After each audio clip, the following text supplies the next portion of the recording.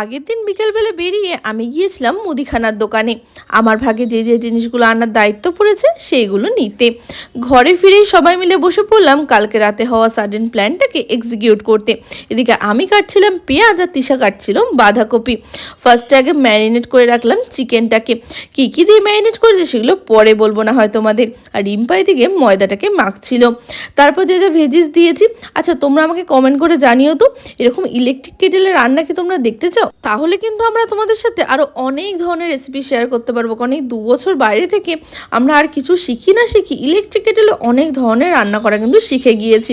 তো তোমরা কিন্তু কমেন্ট করে অবশ্যই জানিও। এদিকে আমি ফার্স্টে ভেজিসগুলোকে ভালো করে ম্যারিনেট করে নিলাম। তারপর তার মধ্যে দিয়ে দিয়েছিলাম চিকেনটা। সব ম্যারিনেট করে এটাকে সাইডে রেখে দিয়েছিলাম। আর এদিকে মিষ্টি ছিল ডো বানানোর দায়িত্বে, রিম্পা ছিল বেলার দায়িত্বে, আর এদিকে তিশা আর অনহিতা ছিল স্টাফিংস ভরার দায়িত্বে। আমার দায়িত্বটা ছিল স্যুপ বানানোর। তো এখানে সব কিছু মোটামুটি হয়ে গেছে। এবার আমরা মোমোগুলোকে দেবো স্টিম করতে।